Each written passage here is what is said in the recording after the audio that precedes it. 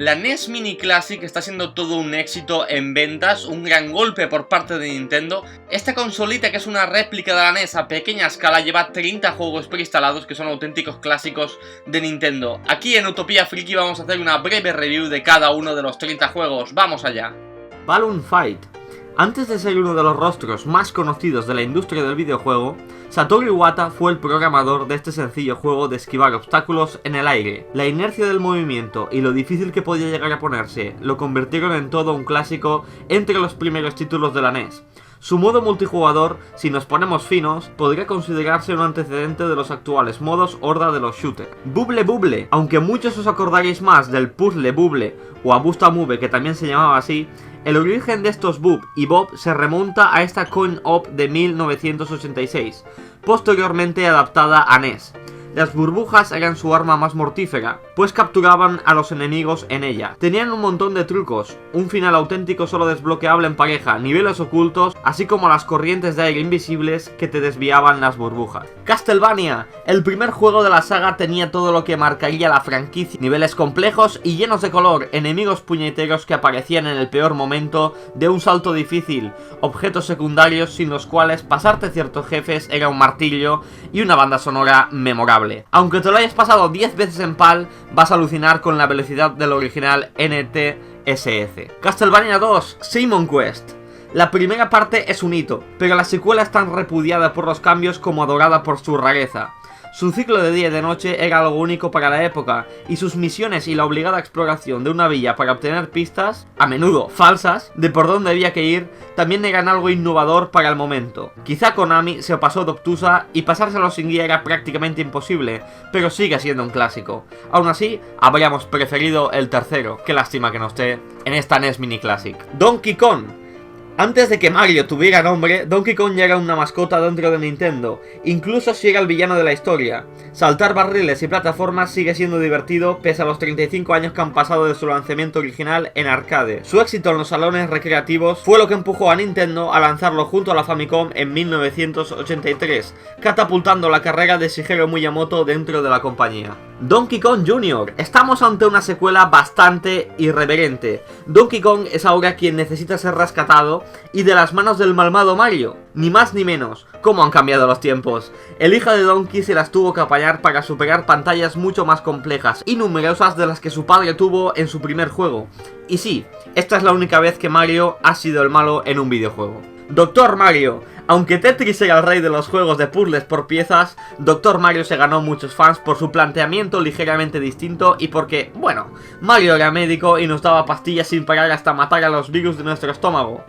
Su banda sonora, compuesta por el legendario Hirozaku Tanaka, era tremendamente pegadiza y sí, también tiene un modo multijugador para dos. Excite Bike, uno de los juegos más icónicos de la NES y uno de sus primeros lanzamientos deportivos. Su control es complicado y había que estar muy pendiente del calor de la moto, de los obstáculos y de que no te la jugara un oponente. Pero una vez le coges el truco, no hay nada más satisfactorio que clavar todos los saltos y aterrizar como un dios en cada rampa. Y si no se lo coges, siempre te puedes tronchar con la animación del piloto volviendo a por su moto. Double Dragon 2 The Revenge. Todo el mundo considera esta segunda parte muy superior a la primera, así que no nos extraña que Nintendo la haya seleccionado. Un brawler mítico repleto de enemigos, estética punk y rodillazos a cara de perro.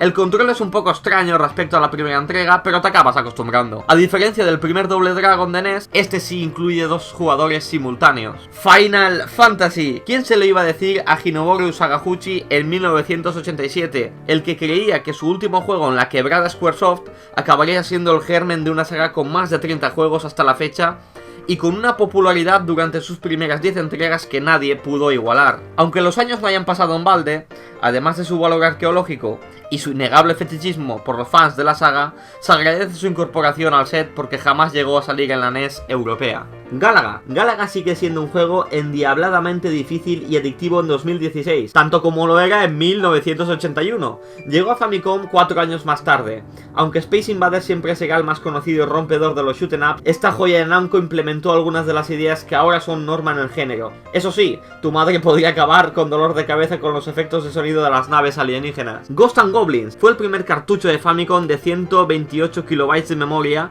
y un auténtico icono para los jugadores japoneses. De ahí que Nintendo lo lanzase en su breve serie de clásicos Famicom NES para Game Boy Advance. Duro y correoso como la recreativa original, el port de NES fue desarrollado por Micronix para Capcom. Si les pasáis 3 canutos con el cartucho PAL, esperad a ver cómo se mueve en 60 Hz. Gradius. La recreativa Gradius, conocida en estos lares como Nemesis, revolucionó a los matamarcianos con la incorporación de la barra de armas, mientras que el port de NES introdujo algo tan icónico como el código Konami, aquella mítica combinación de botones que regresarían posteriores lanzamientos para NES. Funciona esta recopilación. Si pausas el juego y la ejecutas obtendrás todas las armas de Big Beeper. Ice Climber. Ice Climber debería haber añadido una S al final de su nombre, pues siempre fue mucho más divertido en compañía. Como plataformas vertical y arcade era dificilísimo. Tenía suelos en movimiento, enemigos que siempre te buscaban en el peor momento, y había que pensar bastante para ver cuál era la mejor ruta para avanzar. Fue muy popular en Europa porque se vendió durante un tiempo junto con la NES. Kid Icarus. En Japón no se enteraron muy bien de cómo iba la mitología griega, y eso queda patente en Kid Icarus Pit. Un querubín con arco y daga tiene que salvar a la diosa Palutena, encontrando 3 tesoros sagrados. Y aunque en su día no gustara demasiado, es un clásico por la asombrosa mezcla de géneros que se sacaron de la manga. La franquicia regresó triunfalmente décadas más tarde, con Kid Icarus Uprising para 3DS. Por cierto, muy recomendado este juego para 3DS. Kirby's Adventure. La Game Boy vio nacer a Kirby, pero para su secuela, Masahiro Sakurai y compañía lo llevaron a la NES. Así, la bola rosa se luciría con su color en la tele y podría hacer nuevas cosas, como copiar las habilidades de los enemigos. Efectivamente, en el primer juego la habilidad más conocida de Kirby aún no se había implementado, así que podría considerarse que este fue su primer juego de verdad, Kirby's Adventure. Metroid. Samus Aran fue una de las primeras mujeres protagonistas en un videojuego, algo que en su día solo se descubrió cuando se acababa el juego. Llegar al final no era sencillo, los laberintos de planeta Cebes están llenos de trampas y enemigos, pero también de poderes para mejorar tus habilidades y convertirte en una heroína poderosísima. Era más que evidente, el clásico producido por Gunpei Yokoi no podía faltar. Mario Bros. No confundamos con Super Mario Bros, ya que antes de que Mario y Luigi salvaran princesas, eran fontaneros de verdad que desatrancaban alcantarillas en Nueva York, luchando contra medusas, tortugas y más bichos feos de los bajos fondos. Su espíritu arcade delata su origen, pues es la conversión de una recreativa lanzada apenas unos meses antes de la versión doméstica. Mega Man 2. Considerado por muchos el mejor de la saga en su etapa de 8 bits, Mega Man 2 refinó muchas de las ideas del original, amplió el número de pantallas y jefes, alargó la recta final y no bajó ni un poquito la dificultad. A día de hoy nos sigue sorprendiendo cómo Capcom pudo crear unas melodías tan complejas en NES, a la vez que consiguieron unos gráficos tan distintivos, duro pero tremendamente satisfactorio. Ninja Gaiden. En Europa originalmente lo conocimos como Shadow Warriors, pero en las siguientes entregas la saga recuperaría su nombre original. Un juego de acción en scroll lateral dificilísimo y con jefes que desesperaban, pero sus gráficos eran muy fluidos y veloces, lo que ayudaba a sentirse como un auténtico ninja de verdad. Mención especial para sus espectaculares intros, marcaron épica bajo la denominación Tecmo Theater. Pac-Man. Pac-Man es un juego que no conoce prácticamente nadie y que no sabemos muy bien por qué lo han metido Nintendo en esta recopilación. Eso de evitar fantasmas mientras tragábamos bolas en un laberinto que no obedece a las leyes de la física seguramente no triunfó casi en su día, ni en arcades ni en consolas. ¿Y su protagonista? Esa cosa amarilla sin ojos seguro que jamás fue un icono de la cultura popular. Sí, estamos de coña. Punch Out. Cuando la gente se queja de lo difíciles que son los parries en los juegos de lucha de hoy en día, deberían intentar hacer uno en Punch Out. Este juego de boxeo es todo un clásico, no solo porque el jefe final era el mismísimo Mike Tyson, aunque posteriormente desapareció en la reedición del juego, sino porque exigía concentración, precisión y un autocontrol bestial para no partir en dos el mando cuando un solo golpe te enviaba al suelo tras una partida perfecta. Star Tropics. Posiblemente este sea uno de los juegos más olvidados de la lista, así que menos mal que está Nintendo para recuperarlo. Mike tiene que salvar a su tío arqueólogo de una isla tropical, tanto a pie como en su submarino. Y el resultado es un juego de rol y aventuras lleno de señores sin camisa y gordos que te dan pistas y de cuevas, un poquito al estilo Zelda. Curiosamente jamás llegó a distribuirse en Japón, solo en Estados Unidos y Europa. Un motivo más para que los japoneses se lancen a por la NES Mini Classic. Super C. También conocido como Super Contra en su Japón natal. Nintendo no ha incluido el primer Contra porque la secuela tiene más niveles, más power-ups, mejores gráficos, más enemigos y más de todo en general. Introdujo algunos escenarios en perspectiva cenital que daban cierta variedad a su fórmula y que permitían encuentros contra múltiples enemigos. Su ritmo endiablado se ha mantenido intacto con los años. Super Mario Bros. ¿Qué decir del juego que evitó que la industria completa de los videojuegos se viniera a pique tras el fiasco del Atari en Estados Unidos? Nintendo creó el juego de plataformas ideal, con un diseño sencillo, una jugabilidad redonda y un protagonista icónico que se volvió tan conocido y mantendría una popularidad tan alta que hasta el primer ministro japonés se disfrazó de él para promocionar los Juegos Olímpicos de 2020. Super Mario Bros. 2. La historia de este juego es curiosa, la secuela de Super Mario Bros., que nosotros conocimos como The Lost Levels cuando se lanzó en Super Mario All Stars. Nos gustaba mucho en Nintendo, así que la compañía cogió un juego llamado Doki Doki Panic y sustituyó sus personajes por Mario, Luigi, Peach y Toad. La jugabilidad no tenía nada que ver con la saga, pero a nadie parecía importarle demasiado. Super Mario Bros. 3. Parecía imposible superar un hito como Super Mario Bros., pero Nintendo lo logró con Super Mario Bros. 3, posiblemente el mejor cartucho de la historia de NES.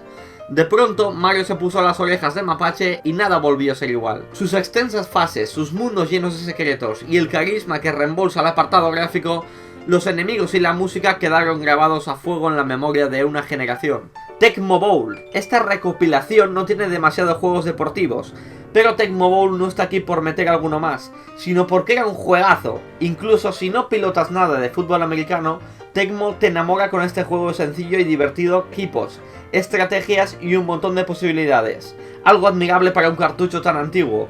Y por supuesto que tiene multijugador para 2. Los Yankees lo adoran. The Legend of Zelda, otro de esos juegos que definió una generación. La fórmula que Miyamoto creó para su primer Zelda era brillante. Un mundo abierto, donde podíamos superar mazmorras en el orden que quisiéramos y donde nos íbamos convirtiendo poco a poco en un héroe definitivo, ganando poderes y armas. Este juego sería el germen de algo realmente grandioso. Y por supuesto, podrás grabar tu partida en el, entre comillas, cartucho. The Legend of Zelda 2, The Adventure of Link. Mucha gente recuerda el chistecito de I Am a Error, The Adventure of Link, o que es la única secuela directa hecha de un Zelda. Pero pocos recuerdan lo difícil y original que era. Las diferencias con respecto a la primera parte, pues se trata de una aventura en scroll lateral, no le quitan ni un poquito de mérito. Era bonito, era largo y daba gusto luchar contra cualquier enemigo, pues siempre corrías un gran peligro, el Dark Souls de los Zelda. Como habéis visto, 30 juegazos. Es normal que actualmente esté la NES Mini Classic absolutamente agotada en todos los sitios. Está a precios desorbitados de segunda mano. Incluso algunas tiendas que están aprovechándose un poco de esto y la están vendiendo incluso a 200 euros. Si podéis pillarla al precio original de 60 euros, la triunfáis, porque la verdad, como habéis visto, son 30 juegazos encima en una consolita que cabe en la palma de la mano. Y la verdad, una gozada para recuperar la nostalgia de hace muchos años o para jugar con amigos a estos clásicos de Nintendo. En fin, espero que os haya gustado el vídeo, ya sabéis que un like se agradece un montonazo y nos vemos en el próximo vídeo de Utopía Friki que pinta muy interesante. Hasta luego.